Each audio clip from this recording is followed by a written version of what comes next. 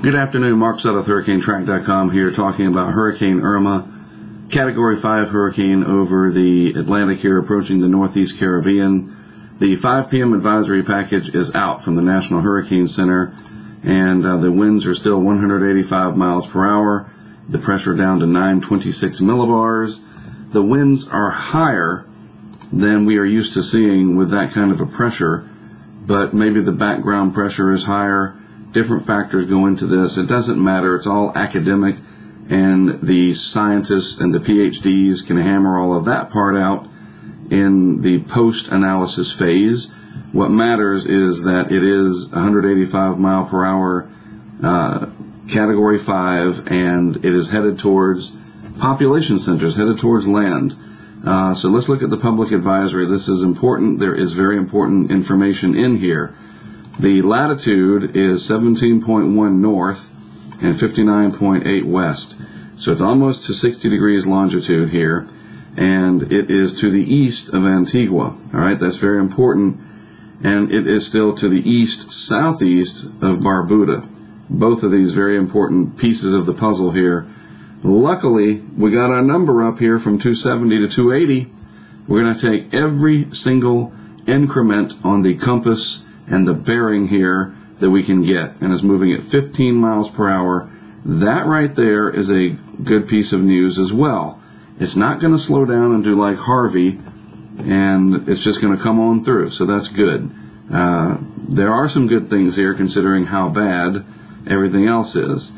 A lot of watches and warnings. If you want to read these, go to hurricanes.gov, hurricanes with an S.gov, and click on the public advisory, and you can read about all the different watches and warnings.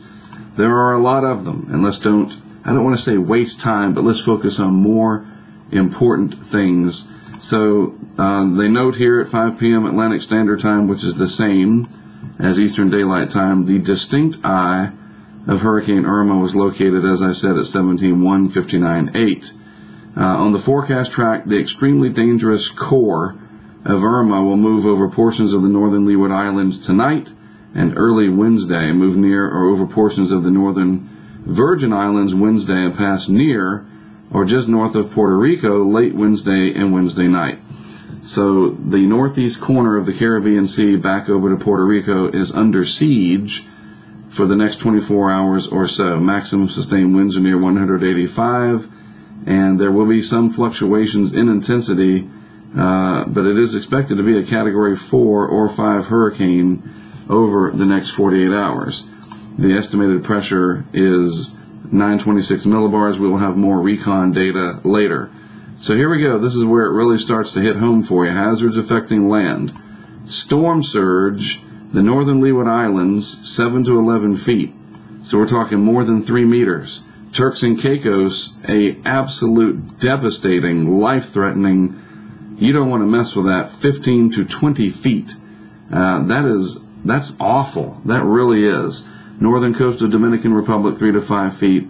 And then northern coast of Haiti here to the Gulf of Ganave. Is that how you say it? 1 to 3 feet.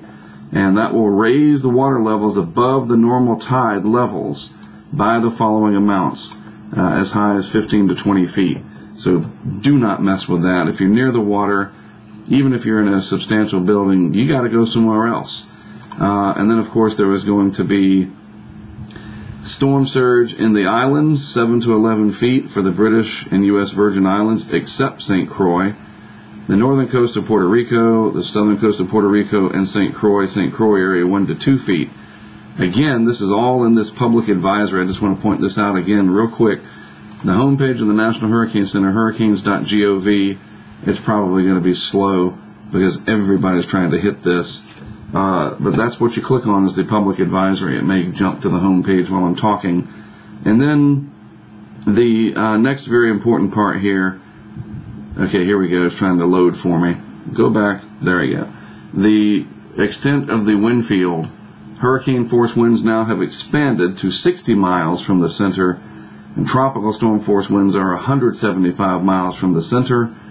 That's bigger and bigger with the wind field, and that's going to give you less time. The power will go out faster. There's no good news in terms of the overall deal with this, all right? Seriously. So if we scroll down, surf conditions here, swells, obviously a big problem, and those are going to be eventually reaching the coast of the United States. So go to the National Hurricane Center homepage, read this public advisory. It's right there. That's what it looks like. It says public ADV, the public advisory. All right. Now I want to read the forecast discussion, and hopefully this has come out. Everything's going to be slow on their site right now. You can imagine that the U.S. government resources, as big as they are, and the website is slow because of all the people trying to read and hit it. That's amazing in and of itself. While we wait for that to load, we'll come back to it. Let's take a look at the satellite animation this afternoon. Like I said, we've gained some latitude here, which is good. It's not moving due west along this latitude line. And as you can see, it's moving from the southern part of 17 degrees latitude to the middle and now almost to the northern part. Now, let's get you acclimated in terms of what's what. Let's get rid of the telestration and where's where, so to speak. So let's zoom in here if this will let me. All right, so let's go back to the single frame if this will allow me. Hopefully it will, with latitude and longitude. Please load fast. While we're waiting for that, we'll go to the discussion. We're going to have to deal with this because it's being overloaded. I just want to go over the discussion real quick because this is written by the forecaster and it explains the reasoning behind the forecast, okay?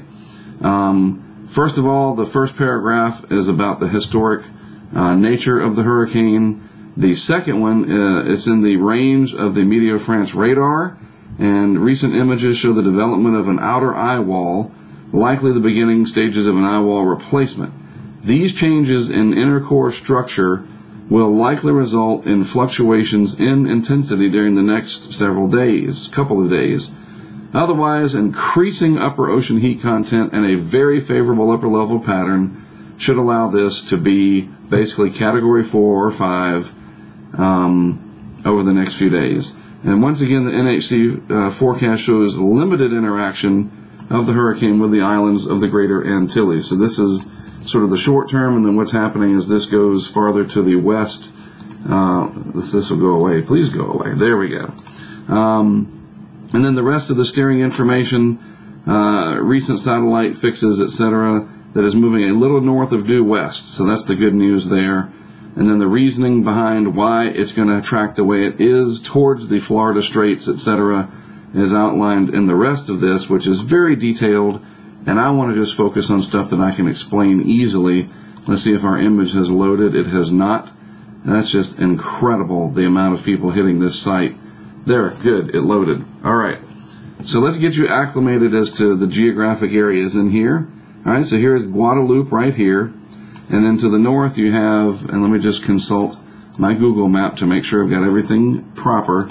So to the north of Guadalupe, there's Montserrat off to the northwest, and then Antigua and Barbuda north of Guadalupe. So Guadalupe right there, Montserrat right there, Antigua here, Barbuda here. Luckily for Antigua, the core of the hurricane, the worst of it around here more than likely, should pass to your north at that trajectory, something like this. Not a definitive yes that that's going to happen, but at least for Antigua, which again is right here, that's looking better. For Barbuda up here, not looking as good. And then up here, when you try to remember what these are, it's been a long day for me, and I should know these. So Anguilla and then St. Martin's, the two St. Martins, they're spelled differently, and then of course St. Bart's up there, St. Bartolome. All right, so those, and let's zoom in here because this is critical for these areas. So you have the Anguilla right here area, St. Martin, and then just south of there doesn't show up as St. Bartolome. Okay, and then up here is Barbuda. And they are all in the line of fire. There's just no way around it.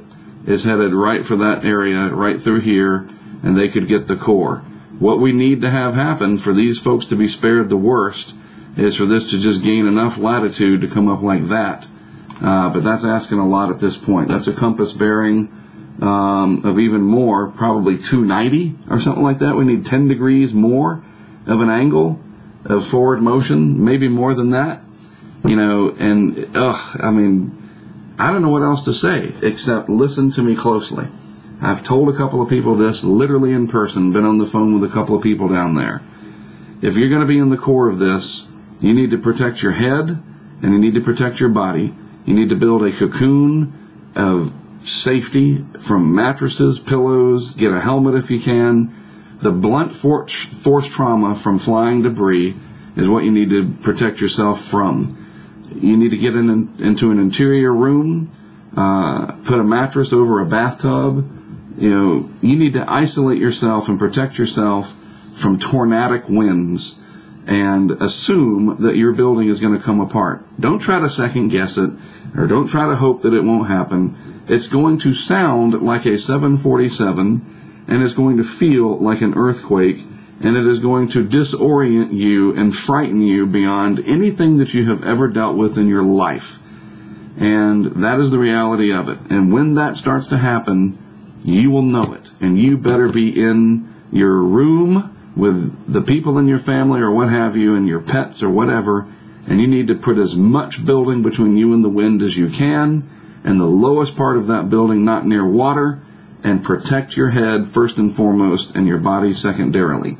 Other than that, it's going to be one of those situations where it's just going to have to be God be with you, or whatever you believe, hope, pray, whatever it takes to try to get you through this. But the physical science reality to this is it is a lethal killing machine headed your way in some of these areas. We don't know precisely where yet, but a track like that is possible right over some of these islands, and you'll have the calm of the eye, and it'll be it'll just be heartbreaking for you. Then you got to go through the backside. There's not much more I can do. If you're down there and you haven't left and you couldn't leave, you need to do everything you can to save your life. Looking at the radar, I want to show you this. This is the trough that's coming in that we've been hearing about. This will dip in and bring severe weather and some storms maybe. And then this is going to lift out. And that's going to allow the forecast of Irma to do what the Hurricane Center is showing here. If this will pop up, it may not. In which case I'll go to, it's just not going to pop up. Let's see if we click on graphics. There we go.